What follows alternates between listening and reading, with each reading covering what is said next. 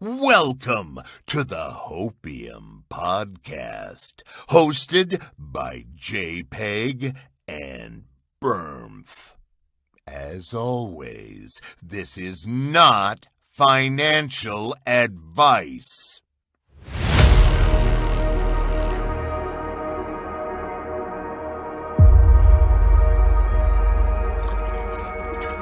All right.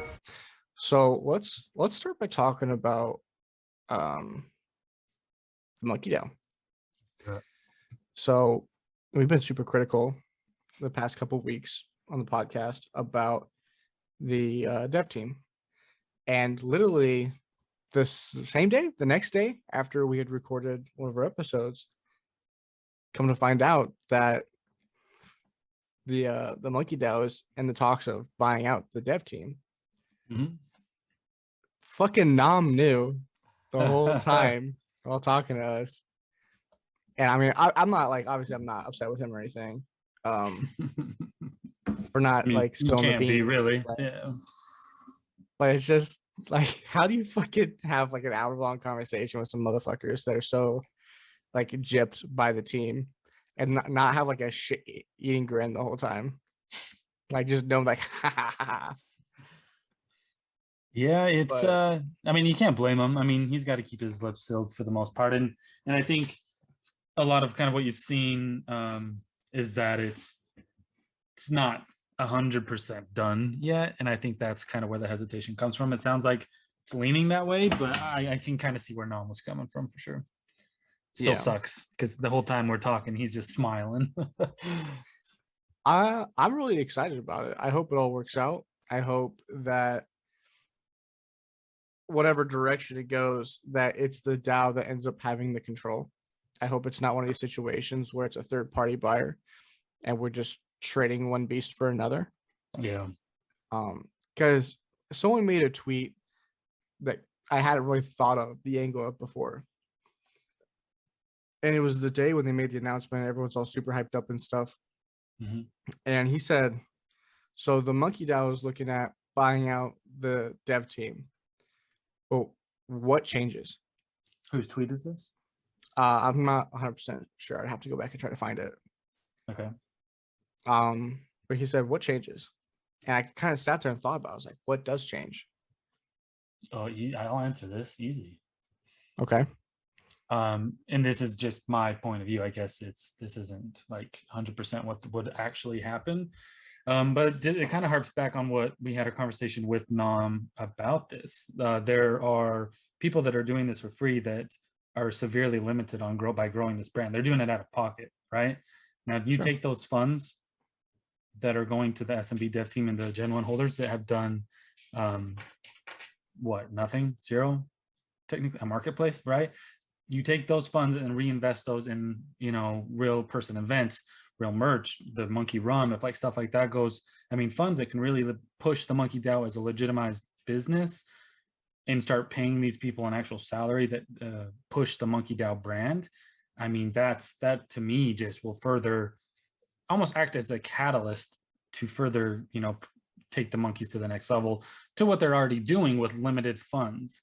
Now, I think that's really kind of where it comes from. They now have a ton more capital to work with to grow the brand. Do I trust the DAO with that money? 100%. I mean, look what they've done with almost none. So if you take that and put that money in the DAO's hands, like do I have a specific, like this is A, B, and C, what they're going to do? No. But like I trust the DAO enough with the funding that they're going to do some good stuff with that money. So I think the point of the post that I was talking about, yeah, wasn't did necessarily. I not answer your question? Hmm? Did I not answer your question? I mean, you answered a part of it. Okay. So the royalties thing is an obvious bonus, right? But I think that's a small piece of the pie, because if they pay them out, say $5 million, right? What are they getting out of it? Obviously the royalties, right? They'll get the IP to the brand. They'll get, all the ownership rights of like the assets and shit like that. But what what changes besides the royalties? Is the royalties the only thing? No, I mean, Because on the this, DAO's on already got this, its own branding, you know, like the Mhm. SMB branding is like synonymous with the DAO. Like people don't see SMB and not see the DAO. Mhm. So will the DAO just run SMB, like the brand SMB, as like a separate entity underneath the DAO umbrella? Will that be something that benefits the DAO? Or will they just dissolve it completely?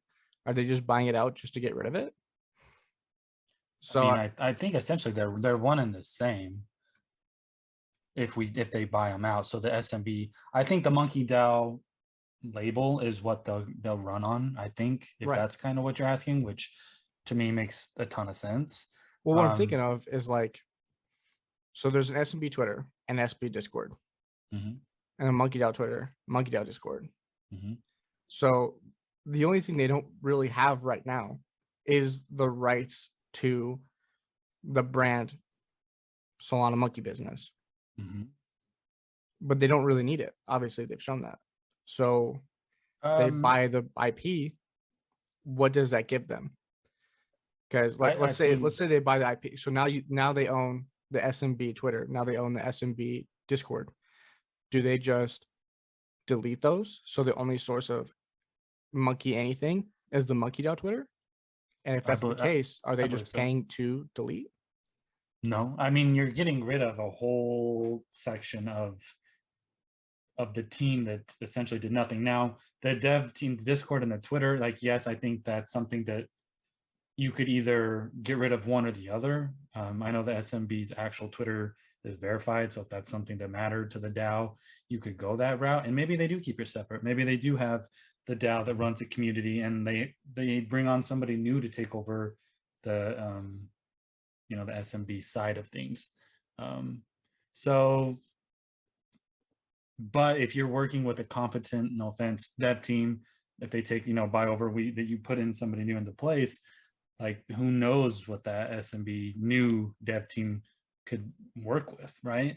And Nam hinted on a couple of things that they were trying to do just with the DAO's end, and if they had that implementation that they could go ahead and do with a new dev team, who knows, right? So I mean, the DAO you're has a dev team. what changes, I know. So what I'm saying is that it becomes, instead of focusing the dev on the DAO side of things, they can take over whatever the SMB dev team was actually trying to do. So I guess to answer your first question, to merge or delete one of the two, I think I could see doing it or like keeping them separate. Either way, that doesn't really matter to me. But for like when I was joining and looking to join the Monkey DAO Discord, it was the only thing I was aware of. I didn't even know SMB had a Discord to begin with. I don't follow their Twitter a ton, so they could maybe keep it, the DAO's Twitter is more community focused things such as like meetups, stuff like NFT, NYC, whatever, and then SMB, their Twitter page is like, whatever the team's doing with whatever they decide to develop on or work on, because I'm not really sure, but so it'll be interesting to see kind of what they do. But I think what changes is the potential of where the team can go now. I think it unlocks a ton of upside. So I don't think you can technically answer like this is A, B, and C what they're going to do, because I mean, I'm going to guess they're going to hold their cards a little close at the moment. I think at the end of the day, the biggest takeaway from them buying it out is going to be losing the dead weight. Absolutely. Like, regardless of what they do with the branding, regardless of what happens with the royalties, there's always like just losing the stigma associated with having the core team or the dev team and the Monkey DAO team being like separate entities. Like losing that is gonna go a long way, I think. I mean, we kind of saw how hype it was just on the announcement of the deal being made, not even being finalized. It's like, who knows what happens once it's all said and done, and the DAO starts getting all 6%, or I mean, what happens with Gen 1, because it's not like they have like an end writing agreement even with the dev team. They're just doing it because they said they would do it. Mhm. but like there's no like legal agreements. There's no requirements for the Monkey DAO to do anything for them. Mhm. It's like, what happens to those guys, you know? So it'll be interesting to see how it unfolds. I'm super excited for it. I'm super excited for that. I'm excited for the Monkey token and to see what they end up doing with it. I agree. And like that was my biggest criticism, and I think and it kind of showed to a degree with the market after the announcement. And I don't know who, how many were actually new buyers that bought monkeys, or whoever it was. But with that being said, like I think you can already get a much more bullish feeling from the Discord, Monkey DAO's Discord, and just the general Sol community. I mean, it's blatantly obvious that the SMB dev team was a hindrance on the project. And in all honesty, the floor price to stay where it has through all this is quite remarkable. I don't think that any other project could survive what monkeys have gone through. And I think that's pretty cool. I think the Monkey DAO is a project that, if you're in Solana, you should definitely be a part of. I think the future, if this, pen to paper happens, it's going to be one of the projects to own over, for Solana over the next couple of years. Yeah, it's interesting because it's since day one, it's really held its value really well. I mean, obviously, like there's been dips, right? What project hasn't had dips? But what's really interesting to me is a lot of people point to like market cap of projects. So like DGods being an originally 10,000 collection and then having like a 400 at whatever amount they have left. It's more than monkeys, but then having like a 400 soul price, like floor price. And like that's great. But like what's DGods doing besides buying basketball teams? You know, I mean, like the Monkey DAO is just like that's. I mean, obviously I'm biased, right? Like well, everyone's doing something, but it's like who's doing the most, who's doing what, who's like you go into their Discord and you get the most out of it. I think it's always been Monkey DAO. It's somebody that's in DGods Discord as well now. I mean, there are, and this also comes, I think, with the rise of DGods, right? Like monkeys used to have the elite status, and projects always were going to monkeys. Being in the DGod Discord now, I can attest that there are a lot of opportunities similar to what the monkeys had/have. And to go to your comment, like on what are DGods really doing besides the basketball team, I mean, this isn't a DGod versus monkey conversation. I'm in both, but like the Dubbies, I think they got a lot with the DGods, the Dead Gods, the big three thing is actually pretty cool watching some of the big. I mean, you might not like basketball or the big three league as what it is, but at the end of the day, like that was nationally televised a game with DGods logos on it. Like it's pretty cool. And I mean, maybe not if you're not a holder, it's kind of like meh, or it just might not appeal to you. But like they're like Ice Cube's on ESPN talking about the big three league. Like the DGods are doing a lot, and it might be a completely different shift from what the Monkey DAO is doing. And I think that's why I appreciate them both, because just in talks with Nom, like the DAO protocol, the Monkey DAO validator, some of the stuff and I don't know if DGods have a validator, to be honest, but stuff like that, like I really appreciate what the Monkey DAO does for Solana's ecosystem as a whole. So is Ice Cube on ESPN talk about DGods? So he actually didn't mention DGods, like I don't think he specifically said DGods, no, but it was on, I think the show was First Take is what it's called on ESPN. I've watched it before, but he talked about the big three league. I haven't actually listened to that interview. I only saw a picture of them actually talking about the big three league, but I think that's a pretty cool avenue. Like a lot of people hated the idea of it, but kind of seeing it come to fruition. And there's thousands of eyes that might see this logo and ask what that is, and if that brings people to Solana, I think that job well done, in my opinion. Fair enough. Will that happen? I don't know. Probably not.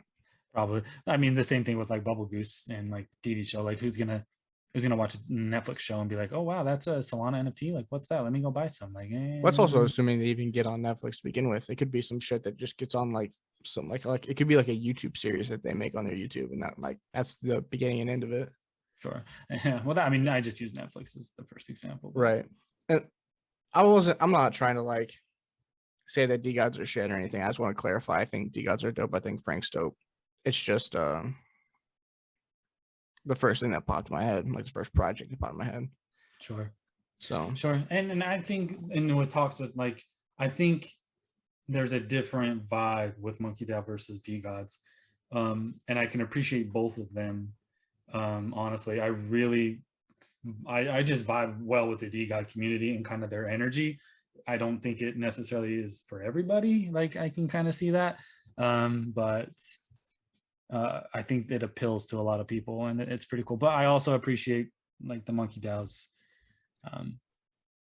not that the DeGods aren't, but like the Monkey DAO's professionalism to a degree. Like their events, from what I've seen and stuff, like I haven't been, but it kind of seems like the Monkey DAO is a much more like professional, like well, not professional, for a professional kind of thing.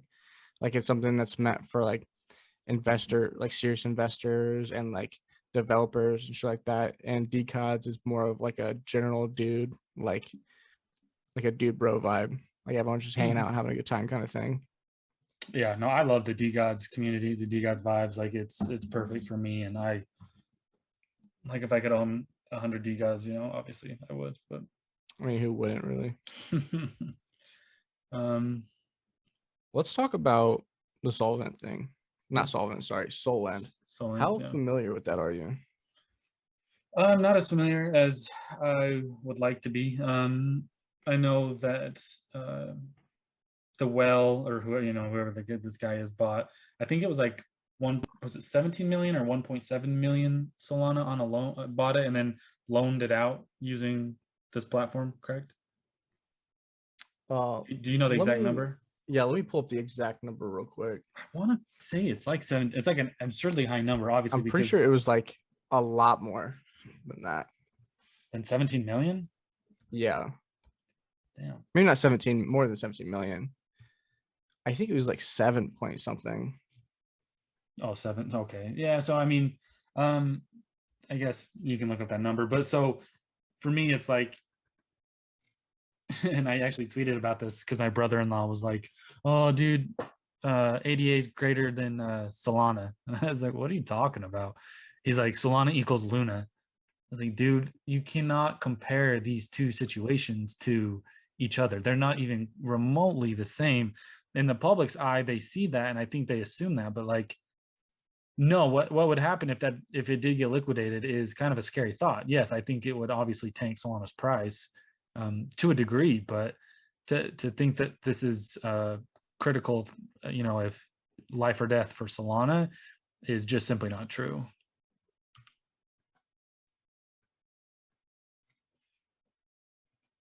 Yeah, I mean, there's always gonna be people out there that are gonna FUD just because it's not theirs, you know.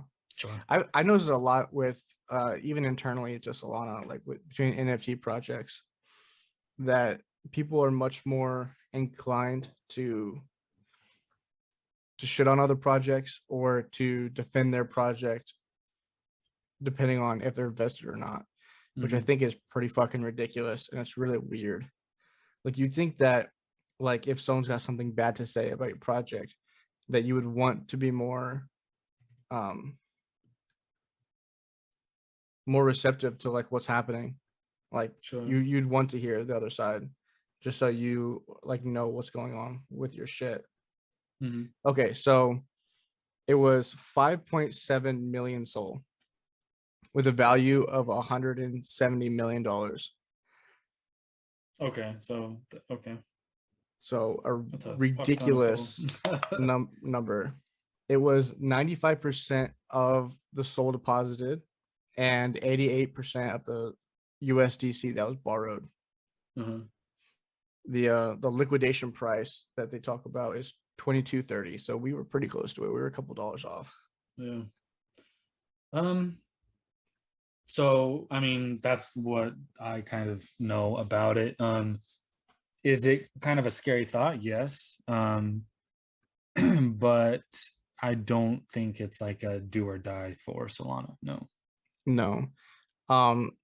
The concern that they, from what I could tell, that they had was if this were to get liquidated, it could potentially drop the price of Sol, and then also crash the chain because there'd be people setting up bots to buy cheaper. Mm-hmm. Sure. What I think okay. is kind of fucked is their solution after trying to get a hold of this guy to no success, right? Which obviously, sure, whatever. Oh, I thought they did. They did eventually get a hold of him, Oh, okay. but it was after they'd already started this whole proposal, I guess. So the solution was to just take the dude's fucking money before it got liquidated and then OTC it to people. And that's really fucking disturbing. Like, if you think about it, because they were even talking about how they would have to make changes to their smart contract. And if they're making changes to their smart contract to take hold of this guy's account, what is stopping him from doing it to anybody else? But he agreed to this, though. No, No, I'm pretty sure he did, though. no. They weren't in contact with him. So what you're saying is that they froze this guy's assets without his approval? What they were trying to do was, if he got to the point where he was about to be liquidated, Mhm. they were going to take all of his fucking money and then pawn it off to people over the counter so that it wasn't done on chain, so that it wouldn't affect the blockchain or the price. Okay. The guy So- was not consenting to it. They were going to do it by force. They had done a proposal because I guess there's some kind of fucking they have like a governance system set up on Realms. They put it to a proposal, and the proposal was overwhelmingly voted on by one person. What do you mean overwhelmingly voted So by one person? they have governance tokens, right? Mhm. Okay, so their numbers don't make a lot of sense here. Because it says that that top account was 1%. It shows a little graph with a bunch of little balls next to it. And the overwhelming majority, I can send you a snippet of this. So at least you have an idea of what I'm talking about. But the vast majority, like I think it ended up being like 88% of the total votes cast were by one person. Okay, so he holds more tokens, so he gets more say, is what you're saying. Yes. Okay. So on top of already having a batshit crazy proposal to take over someone's fucking account to avoid them getting liquidated, the proposal was decided on by a single fucking person. Yeah, so my must, or what I'm trying to put together here is that there must have been, when he agreed, or when you use this platform or whatever he loaned this out on, that when you agree to accept this loan, you accept certain terms that if or so you get close to a liquidation point or something along the lines of this. If you have X amount of a percentage, I don't know, whatever, then the Solend, or what is it, whatever, solvent, they reserve the Solend. right to do something, you know, the fine print bullshit that never really pops up until it's a, you know, an absurd situation, which it sounds like this is your one-off, not typical situation. Yeah, no, that's not the case. So there's not anything in the fine print. No. Well, that's why they had the proposal. Is they're like, because normally the way it works, right, is you hit the liquidation price, you get liquidated, Mhm. and then that goes onto the blockchain. Like, it gets distributed. I don't know exactly how Mhm. it works at the point of liquidation, but I know that it is like an automated process, and they don't do that for every single time someone gets liquidated.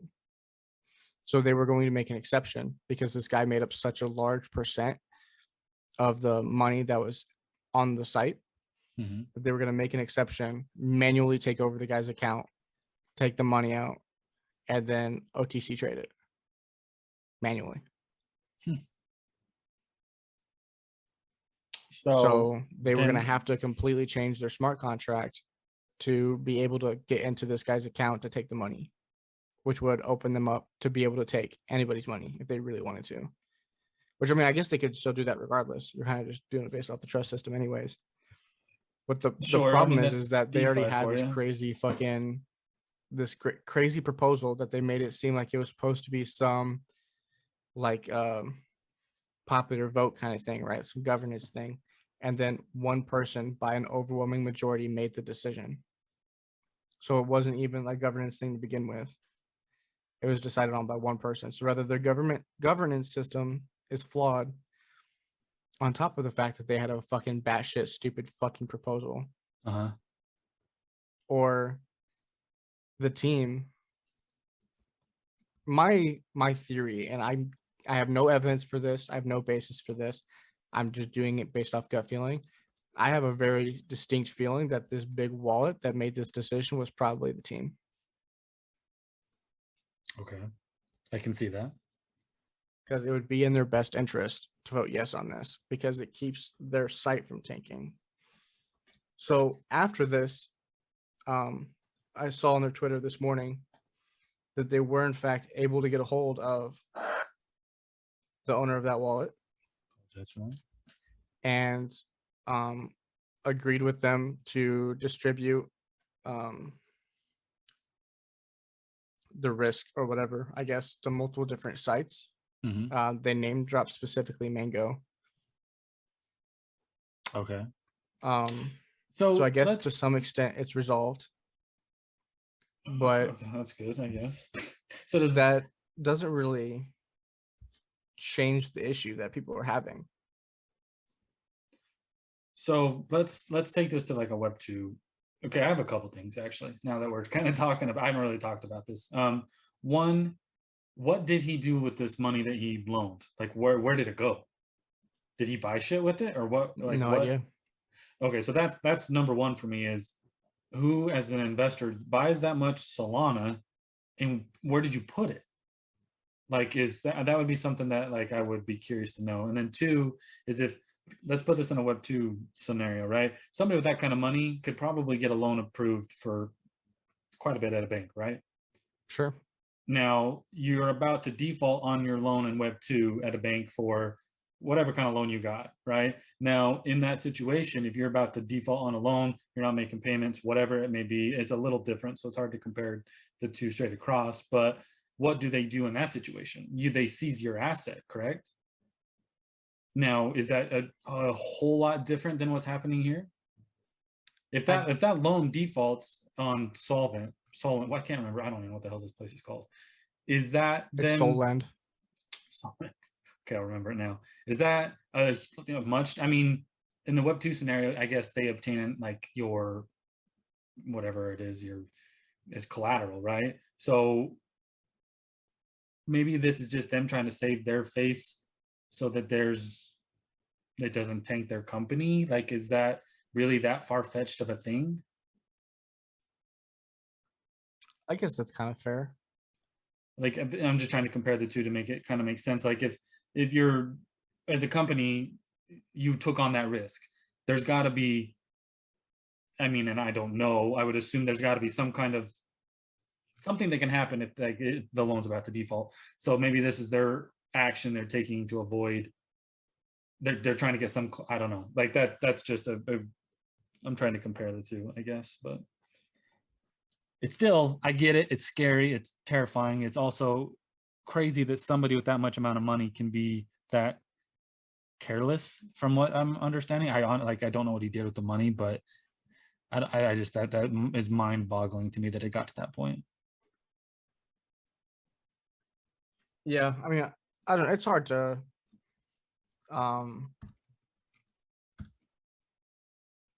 it's hard to like get into someone's head and like what they're doing, you know. Sure. People Especially are weird. that People kind of do- money. People do weird shit all the time. So the team said that they did not vote on any of these proposals.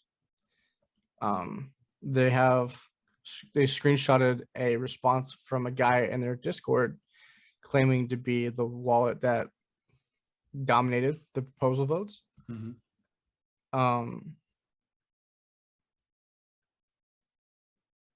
And there's a little paragraph essentially saying why he voted yes to these proposals.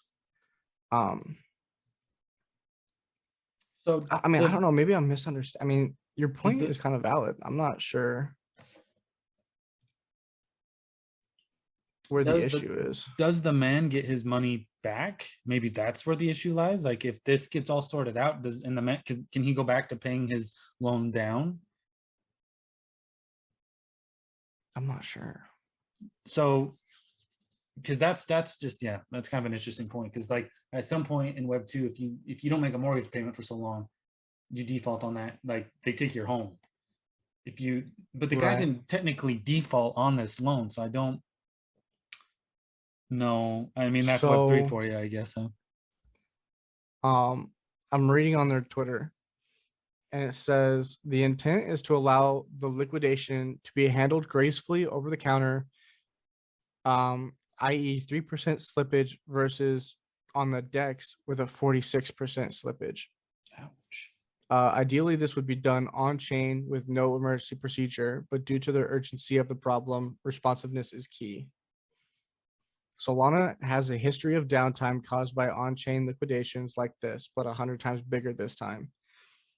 It's extremely risky for everyone involved. In the future, on-chain OTC auctions should be implemented as the preferred method for liquidating large positions.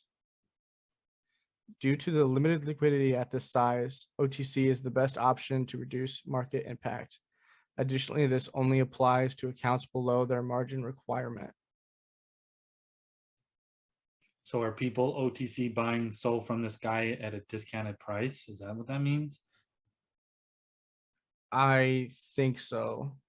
So how the Because hell do you get the to be way that that person? it looks is, had they not taken any measures and this guy had liquidated, all of his SOL, I would imagine, would go to a DEX at once on the blockchain.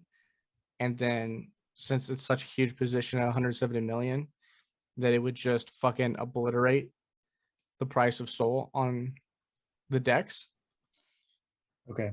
It's starting to make a little bit more sense to me. I'd actually like to try to bring somebody on to talk about this now, someone that's smarter than us. Yeah, we're kind of fucking idiots. But because that's interesting. Like there's actually a lot going on here that I didn't realize, because I have my brother-in-law is like I said, he's a Cardano maxi, and so he's of course talking shit about this situation. But I have another buddy that in real life, he likes Solana, and he's a pretty big Solana investor. And he was talking to me about it, and he's like, dude, should I sell all my positions? I said, I'm not going to tell you what to do with your money, but I went over bullish cases on, like, for me with Solana, and why I would never leave Solana's ecosystem. I told him I don't think there's anything wrong with going into stables if like you don't feel comfortable with what's going on. But I said, I think that's kind of like a cascading effect. I think everybody might, which ultimately kind of hurts the ecosystem as a whole, but we'll see.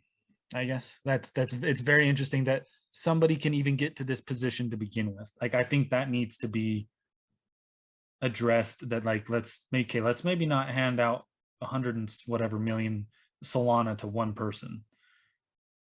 Okay, so I see what the guy was using margin. So that's why instead of it being like a bank, like just claiming assets, it's a little different. So he deposited 170 million worth of SOL and only borrowed 108 million. Okay, so I see that's where the hangup is. I don't know. My thing on it is, from the limited amount that even I understand, there's some key problems. One, if you're making special cases, for specific people. Like they said that this guy is fucking like overwhelming majority of their website, right? Mm-hmm. If they're making special exemptions for a certain account and they're willing to cross that bridge, Mm-hmm. what's to stop them from doing in the future? That's one of my hangups. I can Another see one of my that. hangups is, as a platform, as a blockchain, as an ecosystem, right? Shouldn't we just let these things happen? Mm-hmm. Shouldn't we let it naturally progress the way it needs to progress? Because, like, sure, yeah, Solana might go down over something like this happening. Is that the end of the world? What if it doesn't go down? Yeah. I just, one, for me, it just, and I think like as your average investor, I hope like just stay away from shit like that. Like don't put your money in places that you can like lose control of it, is my thing. Like I just wouldn't do that.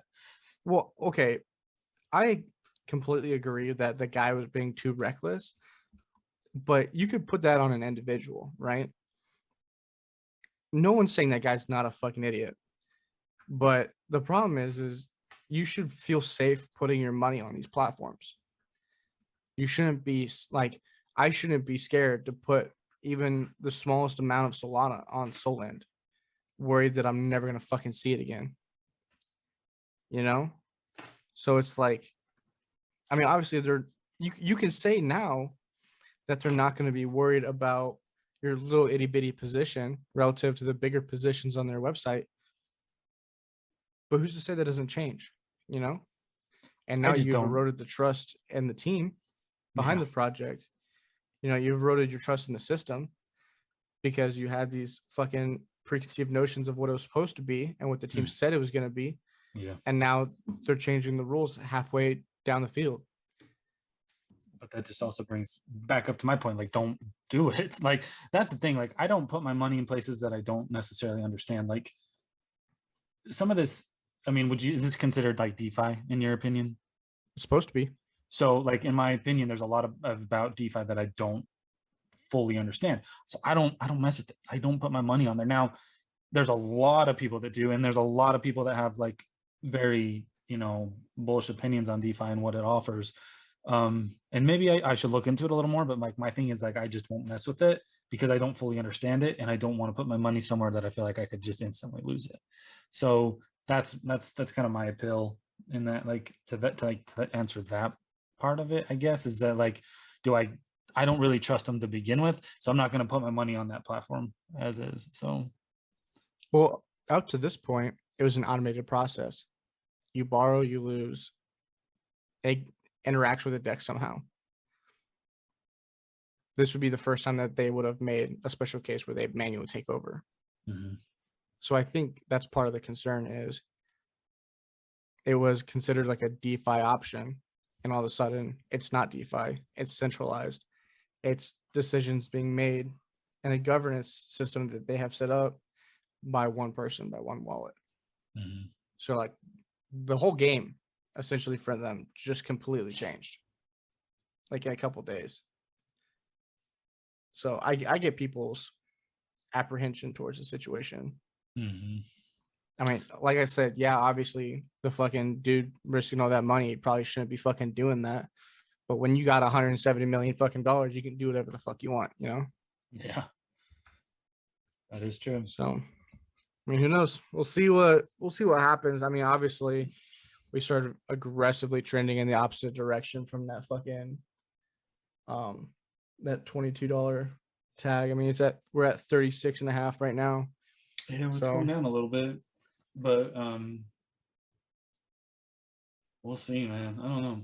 It's interesting. I think this kind of bounces back to things we've touched on before on this podcast, is, at least if I recall, is have money in staples, whether it's just a little bit. You don't have to have a ton, but that's where you can truly take advantage of dips. Like I accumulated a decent amount of SOL on this dip from where I sold and had stables put in. So it sucks obviously when you see Solana going up.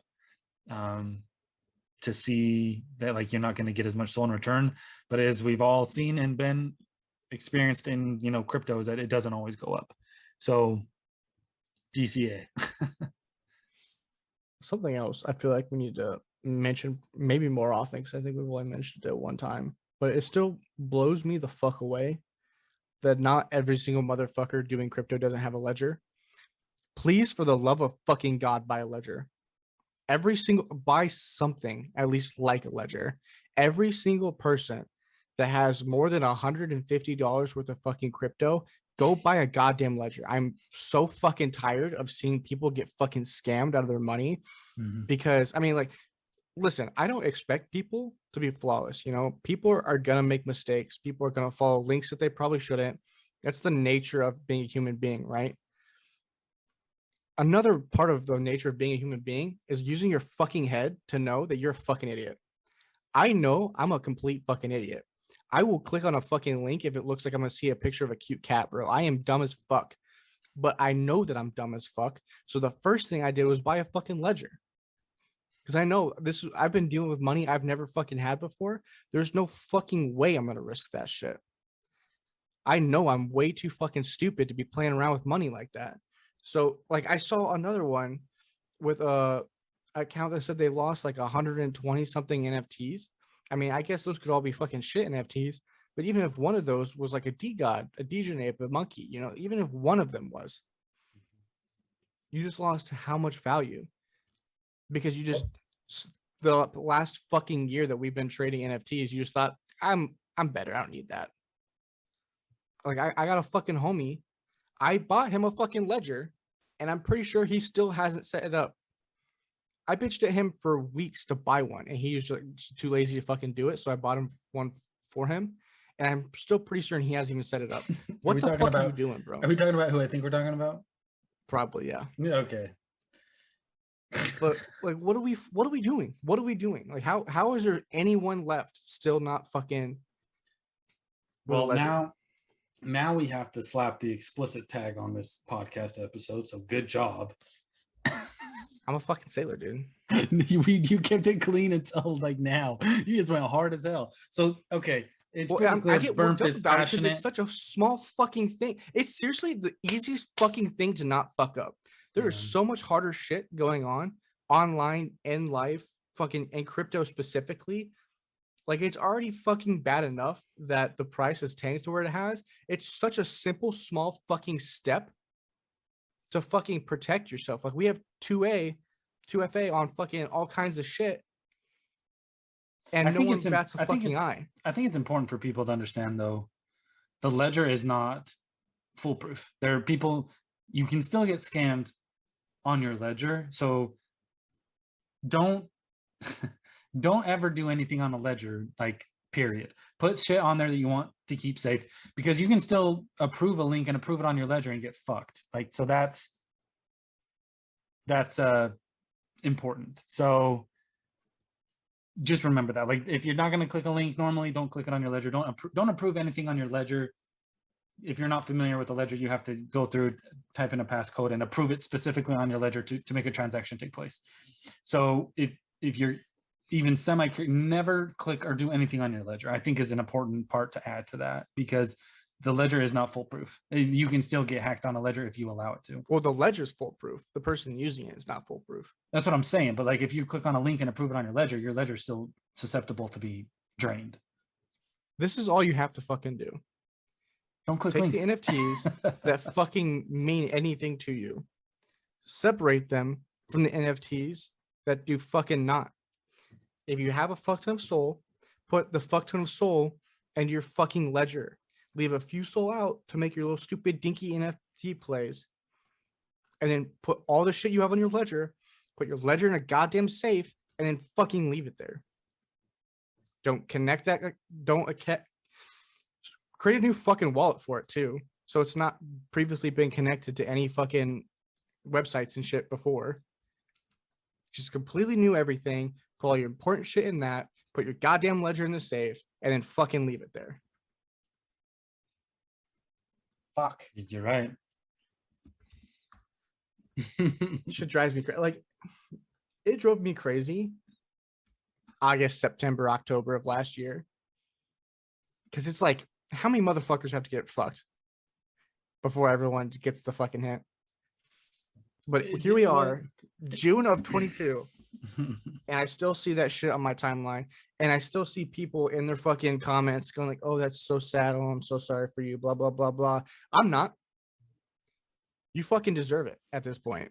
There's been so many opportunities to not fuck it up. You kind of have it coming.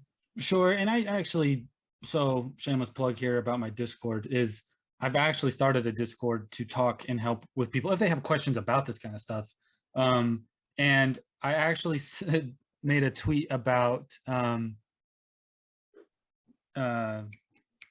Yaw and their links, and they responded, and they actually said they were going, and now it is implemented that Yaw does not send, there's no links involved with Yaw, because a lot of people were using Yaw's name and having fake links where they drained your wallet, and that was a huge part of where like these scams were coming from.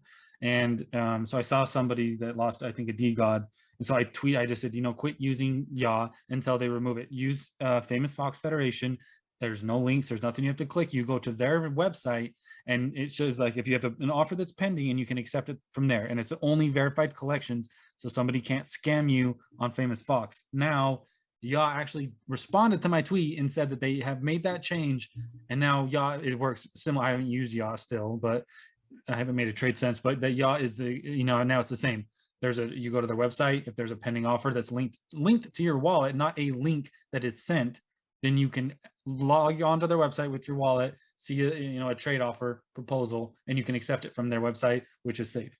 So that's another thing I don't think people know. So long story short, if somebody's ever trying to DM you, Twitter, Facebook, Twitter, Discord, just don't click it, period. I don't care if you trust them with your life, don't click it. Like, I would never click on a link from Burmpf. He sent me a YouTube link, still haven't clicked it.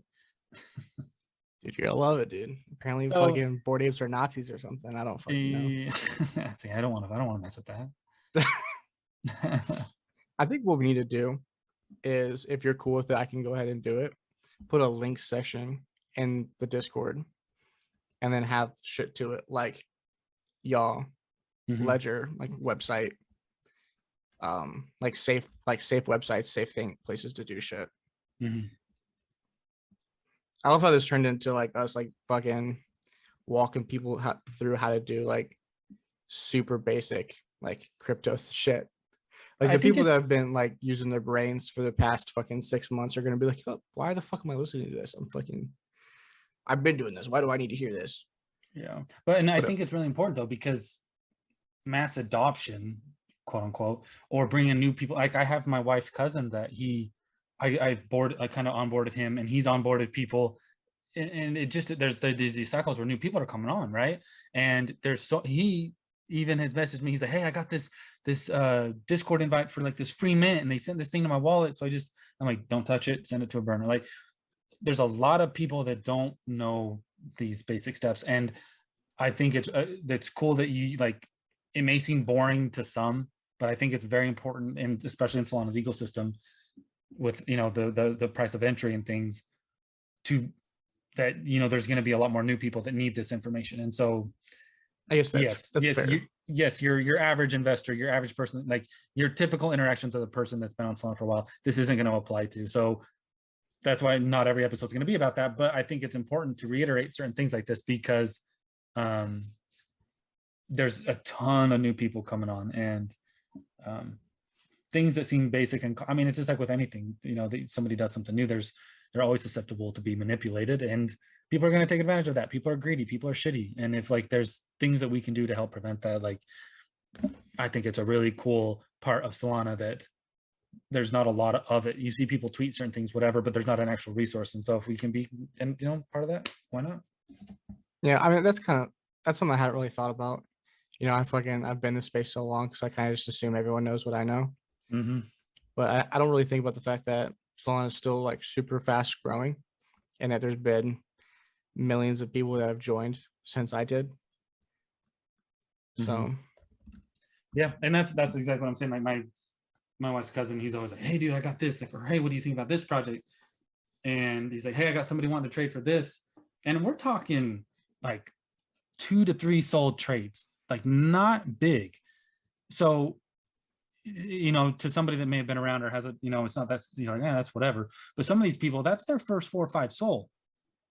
Now they get scammed and drained. Their first thing is like, okay, well, this sucks. Like, why would I invest in this? And they're out, and that loses a potential person that is adding to Solana's ecosystem, you know, providing, you know, liquidity, providing, you know, more opportunity, somebody that could bring, I've already seen the domino effect from it. He talked to his wife's family, and a couple of them have got onboarded onto Solana NFTs and asked me similar questions. But he's just like, hey, do I trade this? Do I click on this? I'm like, no. Ask him about if they'll use Famous Fox, like Federation, to do the trade. And then the person starts going off on some random bullshit excuse to not use Famous Fox. I said, then yes, that's a scam. Block them, move on. And he's like, oh shit, okay, like stuff like that. Like, it's kind of cool to see that being, you know, that help being kind of implemented early on with somebody like that, because getting your wallet drained initially would be very, very devastating, right? I mean, because he's had a couple big wins, and it's kind of cool to see. Like I can't remember the project specifically. I think it was Halo Bulls is actually what it is. He bought in like 1 or 2 SOL, right? And he bought a couple, and he's like, what do you think? So I don't know anything about it. You know, the art's not really my thing, but if like you vibe with the Discord, like, because I remember the projects I started out in, you know, when I got into this, like one ended up being like a full-on rug, but like it was cool to kind of meet some newer people in that community, and it took off. I think it hit like 15 SOL at one point, and so he had like a pretty good win for him. And to see that, if that opportunity would have got taken away from him, like, you know, who knows where he could have just been like, okay, fuck this, I'm out. But now he's got, you know, 20, 30 SOL in his wallet, and he's making other plays. Like that's really cool to see. Yeah, I mean, so that is a good perspective on it. Yeah, like I said, I mean, we can add like a do's and don'ts, like good websites to use kind of thing in the Discord if you want to. I think that wouldn't be the worst idea in the world. No, not at all. And maybe we can kind of have an episode of going over some of that, I guess. I think we kind of already did. It's been kind of crazy to me that I've made it as far as I have without ever having an issue like that. Like, because I am the first person to tell you, and I know I've told you this a million times, I'm a fucking idiot. I'm dumb as fucking rocks. So the fact that like people much smarter than I, maybe I'm just lucky. Maybe that's what it is. I don't know. I still think one of my keys to success is the fact that I understand that I'm a fucking idiot. So I'm at least smart enough to know how to like prevent myself from doing things. So like, for example, I know I'm a super heavy sleeper. I set one fucking alarm. I'm never waking the fuck up. I've slept through gunfire. Like nothing wakes me up the first time. So at one point I had to like buy a watch that vibrated like really fucking hard to wake me the fuck up in the morning. Okay. But I took those steps preemptively knowing that like nothing else was gonna fucking work. So maybe that's the one not retard part of me that's fucking worked for me so far. I don't know. Hey, me either, man. I haven't been scammed personally, but I have been involved in rugs. So it's tough. Yeah, if we're including rugs, I mean, who hasn't been involved in a rug of some kind, you know? Right. I mean, for me, luckily, I don't think I've done any rugs for anything more than like maybe like 1 SOL, like mints and stuff. Mm-hmm. Yeah. Yeah, and I don't apply that to degen mints. Like I'm talking like there's a project. Those are definitely, you should go into those expecting that there's a good chance to get rugged. Yeah. And maybe we can talk about degen mints on another episode, but I think this was been going for probably about an hour. I think it's I think it was a pretty solid episode. All right. So until next time, friend, as always, I appreciate your time. If you liked this episode, please give us a review, share it with your friends. If you know somebody that'd like to be on the episode, feel free to hit me up on Twitter. We'd be happy to chat with just about anybody really. But hit us up. Did you have anything else? I'm good. Cool. All right. Well, until next time. See you. Peace.